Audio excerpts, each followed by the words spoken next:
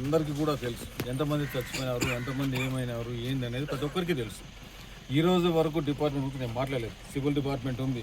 ఎందుకు మీరు అన్నీ మీ ఇంటి ముందర మీ స్టేషన్ పక్కన సారాయి తయారు చేస్తామంటే అమ్ముతామంటే మీకు గుర్తులా లేదా?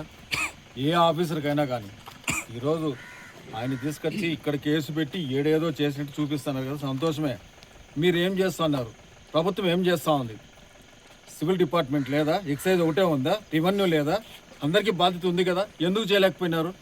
మీ ముందరే కదా, మీ ఇంట్లో ముందరే కదా పెట్టుకొని నడి రోడ్లో మీ పోలీస్ ఆఫీసుకు ఎంఆర్ఓ ఆఫీస్కి మధ్యలో పెట్టి మీరు సారాయి తయారు చేసారు, సారాయి అమ్మినారు. అమ్మిన దానిలో ఎంత పని చేస్తున్నారు అందరికీ తెలుసు. మాట్లాడలేదంటే మాట్లాడకుండా గమ్ముకుంటాం. ఏం చేస్తాం? ఈయన ఏం మాట్లాడినాడు? విజయవాడలో నీవన్నీ లిక్కర్ చూపించాడు, ఇది ఉంది, దానికోసం కేసు పెట్టారు. ప్రతి మాట ఏదైనా కానీ నీట్గా సార్ చెప్పినాడు. ఎక్కడికోసం రమ్మని, ఆడికోసం సిబిఐ అనుకోరు. ఎందుకే లేకపోతున్నారు? సిట్టు ఓకే, ఏదైనా కానీ కేసులే కదా, చూస్తారు. ఏమేమి ముచ్చడేం కాదు, నాకన్నా చిన్నోడే. కేసులే కదా, ఏమవుతాండే? ఏడు కాకపోతే ఇంకా ఐదు కోట్లు తిప్పండి, 5 చోట్ల తిప్పండి, ఇబ్బంది ఏం లేదు, ఎవరు బాధపడరు. కానీ ఎట్లా ఉంటుంది అనేది చూపిస్తామంటే అంత వీళ్ళు అనుకుంటా ఉండేది ఏదో కాదు, విపరీతంగా చూపిస్తాం. ఇక్కడ కూడా పోలీస్ డిపార్ట్మెంట్ అందరూ ఉండరు, వాళ్ళకి తెలియదా? మీడియా ఉన్నారు, మీకు తెలియదా? ఛానల్స్ వాళ్ళు కూడా మీడియాను కూడా దగ్గరికి రాకుండా అంత పనికి మాలిన పని మరొకరు చేస్తామంటే ఏ ఛానల్ కూడా ముందర పోయే ధైర్యం ఎవరు చేయలేదు. ఏ ధైర్యం ఛానల్స్ కూడా అడిగి పోలేదు. వాళ్ళని కూడా కొనేసి పెట్టుకున్నారు. కొంతమంది అమ్ముడుపోయినారు, కొంతమంది నిజాయితీగా ఉన్నారు. చిన్న వాళ్ళు పోయి ఆడే చూపిస్తే అన్నీ చేస్తే ఈరోజు కనపడేది. ఎంతమంది చచ్చిపోయింది మీకు తెలియదా? ఏమన్నా కేసా ఇది? దీని మీద కేసు పెడతారా? మీవన్నీ తవ్వాలి కదా, లేవడాలి కదా. ఎక్కడున్నారు వాళ్ళు? 6 కేసులో ఉన్న వాళ్ళు ఎక్కడున్నారు? 1, 2 పెట్టి ఆయన ఎవరు శ్రీధర్రావు గారిని ఒక రాసి పేపర్ మీద రాసేసి ఆయన చెప్పేసాడంటే ఒక పేరు అంటారు. ఇది ఎక్కడన్నా ఇన్నామా? ఆయన పేరు చెప్పినాడంటే ఎత్తుకొని వచ్చి రమేష్ గారిని లోపల పెట్టడం. ఇంతకంటే నీచమైనది ఇంకోటి లేదు.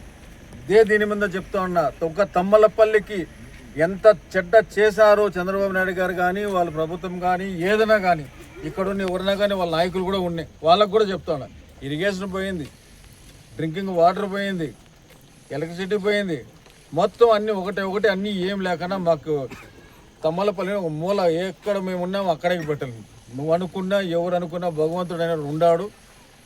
అంతకంటే కూడా గొప్పగా చేసి చూపిస్తాం. ఏందయ్యా నువ్వు చేస్తా అనేది? కనీసం నీ ఊళ్ళోకి నువ్వు పోలేవు. చంద్రగిరిలో పోయి నువ్వు ఎమ్మెల్యే గెలుచగలుగుతావా? ఎప్పుడో రాజశేఖర్ రెడ్డి దమ్మమ్మ అని గెలిచినావు. ఈరోజు నువ్వు గెలుచగలుగుతావు, నీ కొడుకు గెలుచగలుగుతాడు, ఎవరైనా గెలుచగలుగుతారు. ఆడొకరు ఏడొకరు. మీరు కేసులు పెట్టిన తర్వాత భయపడతారా? భయపడే కుటుంబాలు కాదే ఇవి, ఎవరు కాదు కదా. పెట్టి తీసుకొచ్చి మళ్ళీ తమ్మలపల్లి ఎక్కడుంది నీకు తెలుసా? తమ్మలపల్లి పరిస్థితులు ఏందనే పెట్టండి. ఎన్ని కేసులు పెడతారు? ఇంక 4 పెడతారా, 6 పెడతారా? ఇది కాకపోతే ఇంకో 4 కేసులు తిప్పండి. అవన్నీ ఇబ్బంది ఏం లేదు, ఎవరు భయపడట్లేదు కదా.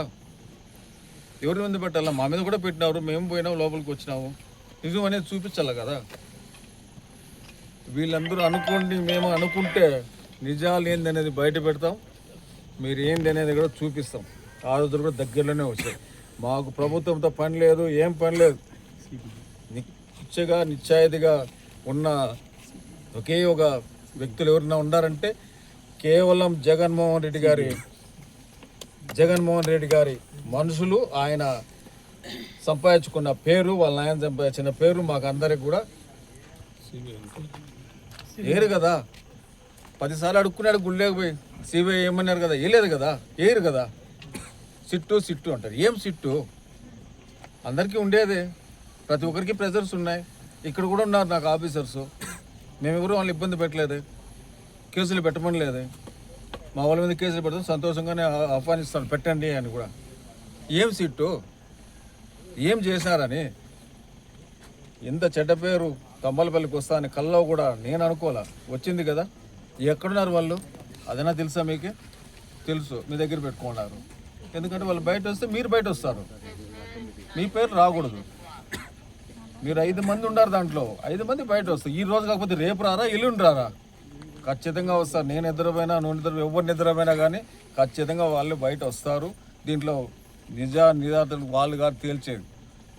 భగవంతుడు తేలుస్తాడు, గుణపాఠం భగవంతుడు చెప్తాడు.